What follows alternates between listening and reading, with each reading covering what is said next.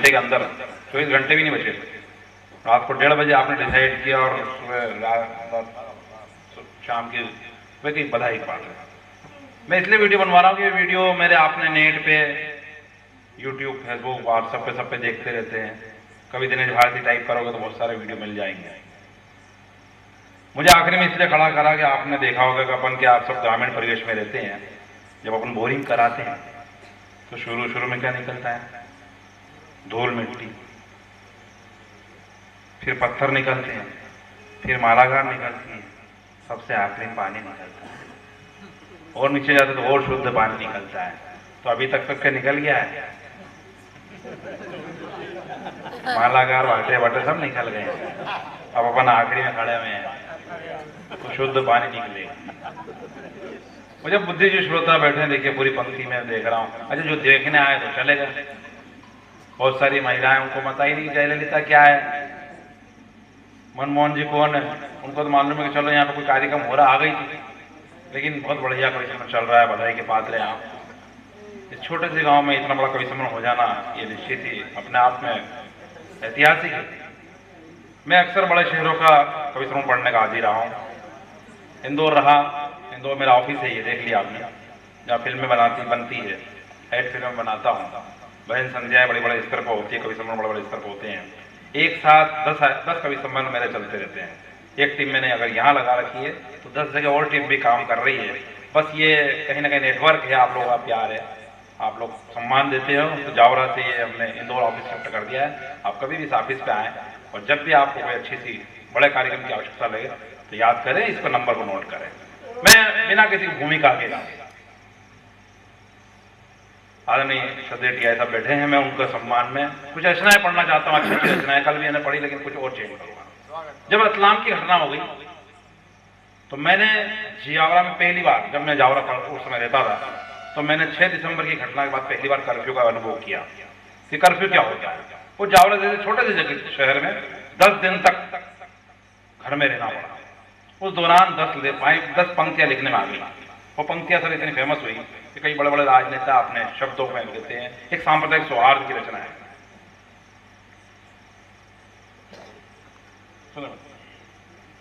कि संसद की मीनारों से न हो देशद्रोह गान, और घड़िया लोग के सुर भी गाए राष्ट्रभक्ति का गान, और कुर्सी के चमचों की अब ना चले कोई दुकान, और मंदिर मस्जिद छोड़ प्यारे यह तेरा हिंदुस्तान।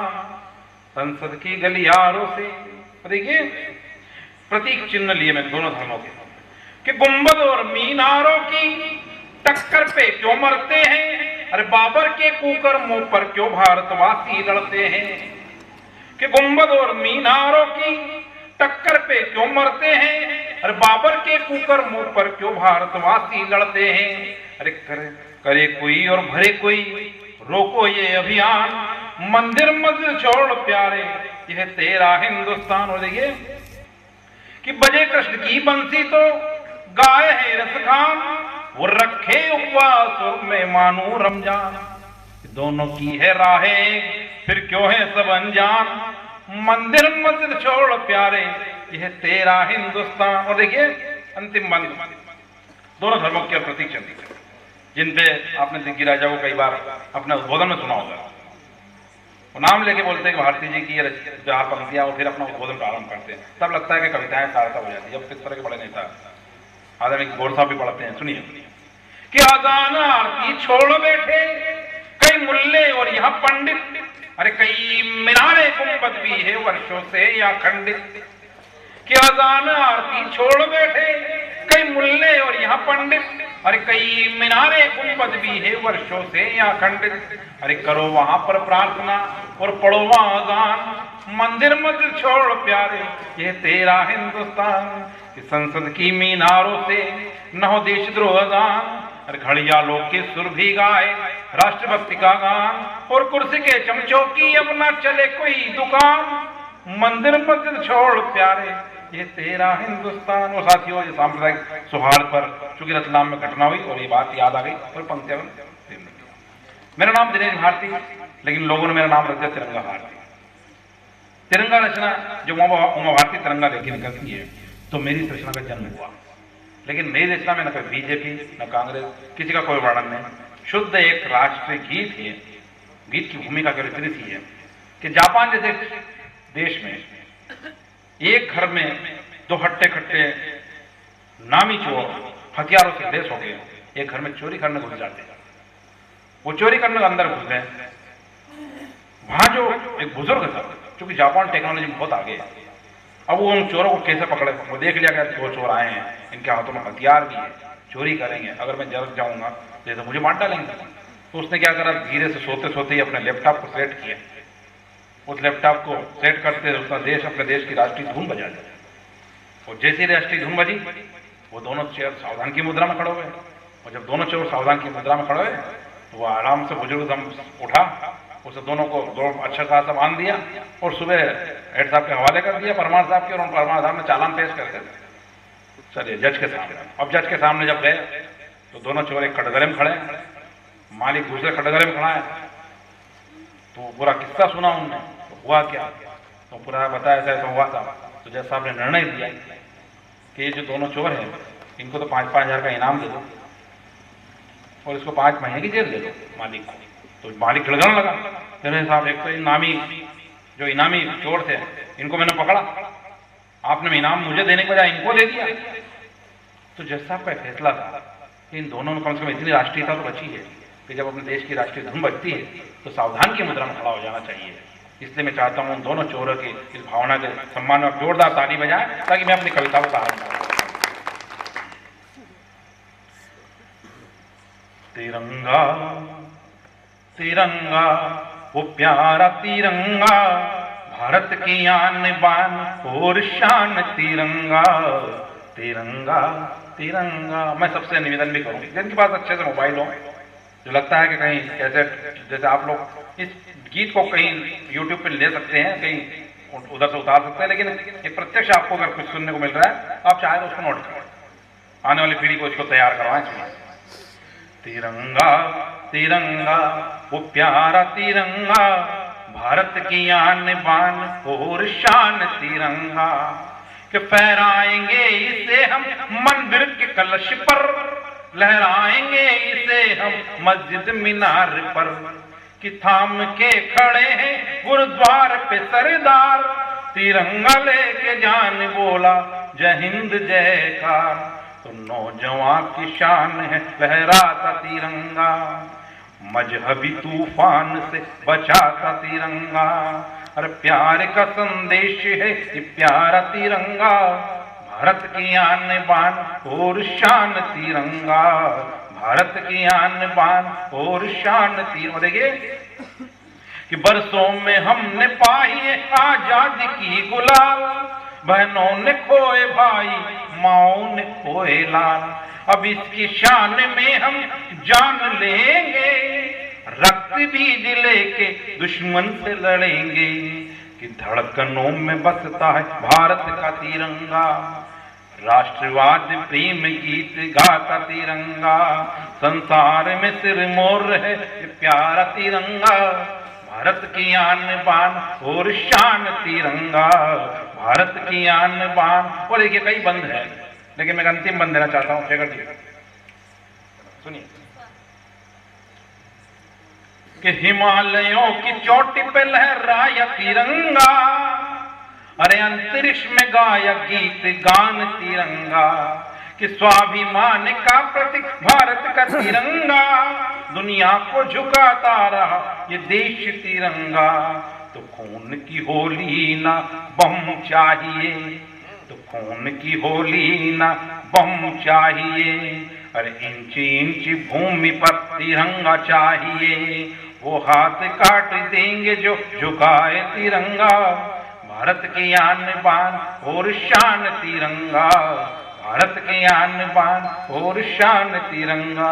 और साथियों ये रचना बहुत अच्छी लग रही थी क्योंकि एक माहौल ऐसा हो गया, अगर बीच में हो सकता मुझे शुरुआत में खड़ा करते तो मैं भी कुछ हाथ से पड़ता, लेकिन अब इतना अच्छा कहूँगा कि वो मुशर्रफ और हुसैन टेकरी वाली जो कविता है वो आप पेश करें तो बहुत मजा आएगा।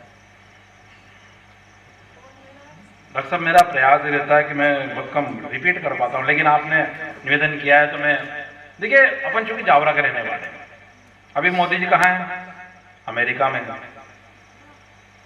एक दुष्ट को हमने भी अब देश की यात्रा करवा दी।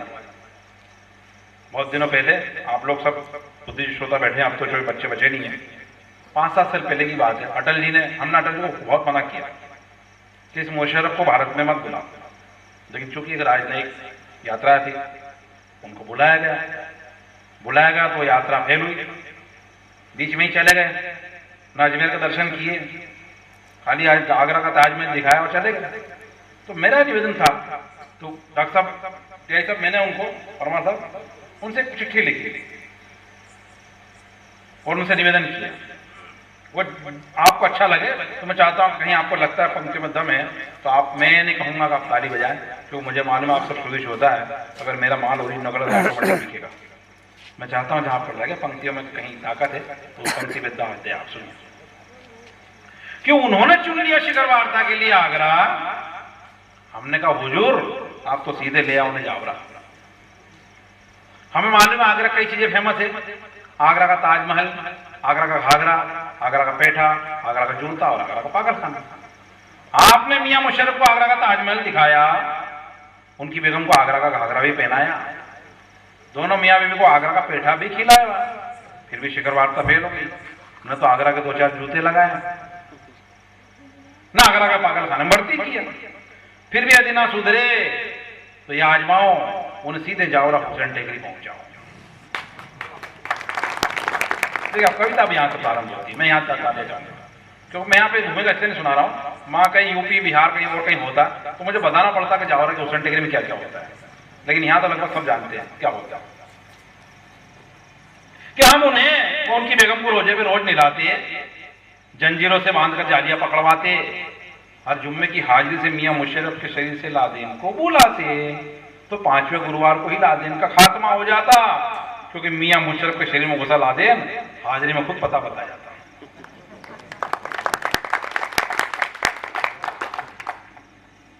फिर अगले जुम्मे को मियां मुशर्रफ के शरीर से बुश को बुलाते, उनको भी डोरा व ताय भी पहनाते, तो बुश का ब्रश आतंकवाद को साफ करता, तो आधा पाकिस्तान पहले कब्रिस्तान बन जाता।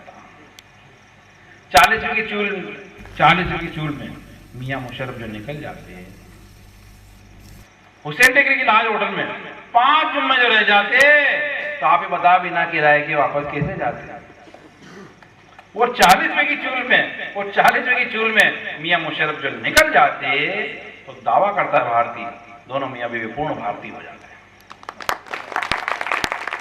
तो आइए मेरे जावरा की हुसैन टेकरी शरीफ ले आए आपके सभी नए पुराने नवाज शरीफ, जिसको भी लादेन लगा उसे निकाला जाएगा, लश्कर तोयबा से नाता तोड़वाया जाएगा, जहां की खतें वहां की बजाने का ताबीज डाला जाएगा, आतंकवाद से लड़ सके ऐसा पानी पिलाया जाएगा, तो जावरा का सांप्रदायिक सौहार्द भी लोभान पूरे देश में फैलाया जाएगा। तो न जाइए शिखर वार्ता के लिए आगरा, आप तो सीधे ले आओ जावरा, आप तो सीधे ले आओ जावरा, आप तो सीधे ले आओ। और साथियों, एक मेरी प्रसिद्ध रचना है आज की वर्तमान राजनीति पर। देखिए चुनाव आ गए, हमारे यहाँ चुनाव होते रहते हैं, कभी सांसद के चुनाव, कभी विधानसभा, कभी नगर पालिका, कभी कौन से। अच्छा, चुनाव में क्या रहता है कि नेता जो होता है कभी मर जाता है तो फिर चुनाव ले जाता है। चुनाव का प्रदेश है, चुनाव के दौरान जो मानसिकता बनती है, मानसिकता का चित्रण देखो। ये कविता इसलिए पढ़ रहा हूं मैं क्योंकि यहाँ पे कोई मैं जब भी किसी मंच पर जाता हूं तो कोई ना कोई सांसद महोदय, विधायक महोदय, मंत्री महोदय बैठे रहते हैं, तो मैं कविता पढ़ नहीं पाता। आज राठौर साहब आपने अच्छा किया, जो भी नेता होंगे मतलब आराम से कहीं ना कहीं बैठे हैं, मुझे नहीं पता कौन कौन है, यहाँ टीआई साहब को बैठा दिया आपने, आराम से उसको पढ़ सकता हूँ। देखिए कि ये नेता, इसको आप जरूर नोट करें, नींद में नोट करेंगे तो आपको यूट्यूब पे कवि दिनेश भारती टाइप करोगे तो वो वीडियो निकल आएगा। सुनिए कि ये नेता, ये नेता, ये नेता, ये नेता जो उल्टे को सीधा और सीधा उल्टा ये कर देता, जो लखपति से करोड़पति बस 2 दिन में ही होता, जो वर्तमान में पूजा लायक है ये मर्डन देवता। ये नेता, ये नेता, ये नेता, देखिए हाथ जोड़कर जब ये आवे समझो नहीं है चाल, और पैदल चलता जब दिख जावे लाया कोई भूचाल, गुंडागर्दी सब छुट जावे जब आए नए चुनाव, तब डोलती है इसकी कुर्सी और डूबती सत्ता नाव। तब भूखे को रोटी और नंगा कंबल ओढ़े दिखता ये नेता, ये नेता, ये नेता। और देखिए कि बैनर झंडे डंडे वाले खुश होते दिखते हैं, फालतू शराबियों के दिन भी तो फिरते हैं। कि भोपू वाले खूब चिल्लाए, चाय की गुमटियां हंसती, और मस्जिद में नमाजी पढ़ते, मंदिर में घंटियां बजती। कि वोट के खातिर जात धर्म में दंगे करता फिरता ये नेता, ये नेता। और जब चुनाव जीत जाता है, मतगणना में जीत गए हैं हमरे नेताजी, कारों में अब घूम रहे हैं हमरे नेताजी। कि छुट भइयों से घिरने लगे हैं हमरे नेताजी, अब 5 साल के बाद दिखेंगे हमरे नेताजी। कि पांचों उंगलियां घी में सर को, कि पांचों उंगलियां घी में सर कढ़ाई में डूबा रहता ये नेता, ये नेता, ये नेता। और देखिए अंतिम मंत्र कि खादी कुर्ता खादी धोती सादा इसका जीवन। खादी कुर्ती खादी और सादा इसका जीवन। और जिस नारी पे नजरे पड़ गई बिगड़ा उसका मधुबन। कि परमिट लाइसेंस ठेकेदारी मारा कूटी जबरन, और इन सब का है स्वामी ये तो वर्तमान का भगवान। कि दानव होके मानवता का ढोंग रचाता फिरता ये नेता, ये नेता, ये। और सब अपन ने पाकिस्तान के नेता निपटा दिए, अपने यहाँ के भी निपटा दिए। लेकिन मैं चाहता हूँ एक रचना, चूंकि बहुत अच्छी माता बहनें बैठी हुई थी, मैं चाह रहा था कि वो उस समय मेरे को खड़ा किया जाए। तो एक रचना उस दौरान पढ़ने का आनंद अलग आता था, लेकिन वो चले गए हैं। मैं चाह रहा हूँ वो कहीं मैंने नोट कर रखी है, थोड़ा सा देखना क्या है।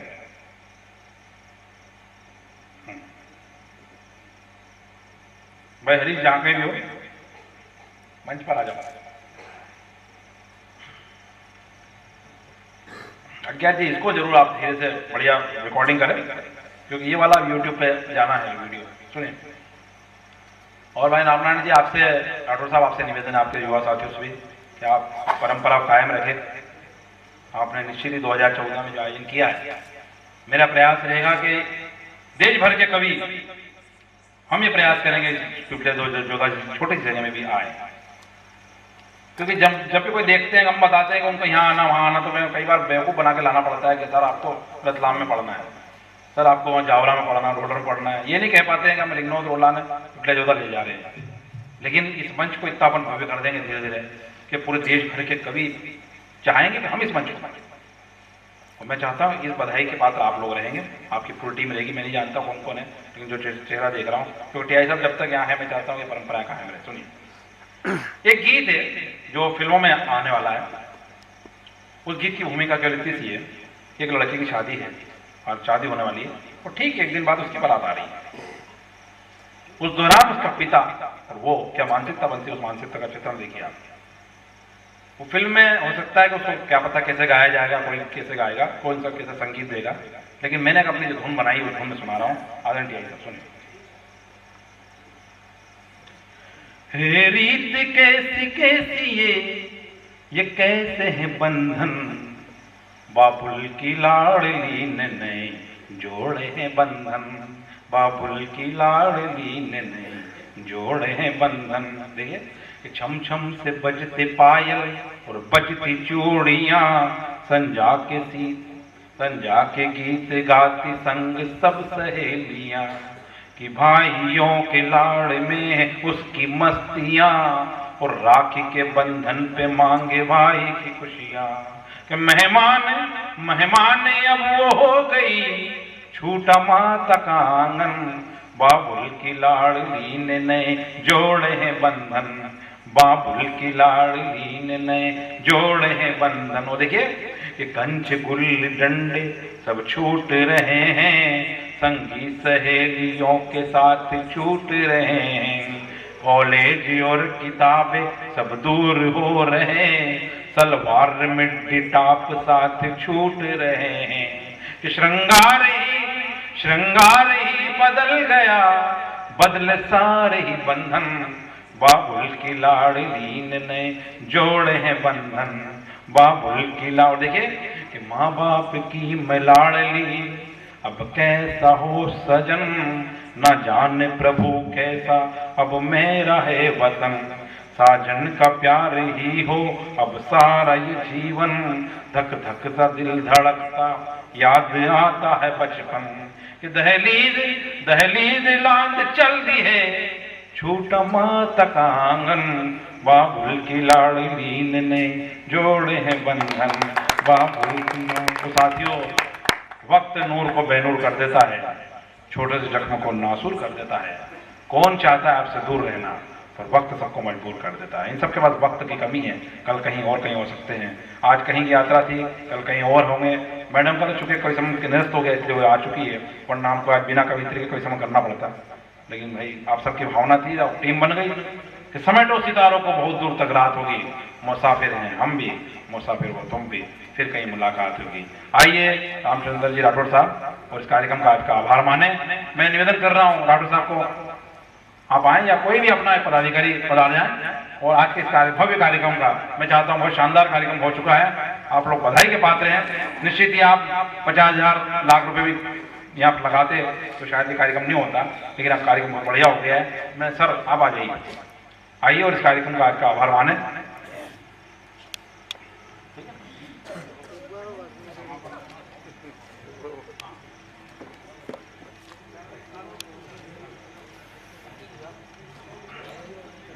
चलिए मैं चाहता हूँ कि सर का निवेदन है कि एक छोटा सा लाफ्टर का एक कुछ है ना, उसके बाद आभार माने। इतने आप राठौड़ साहब को बुला लें, है ना, आइए।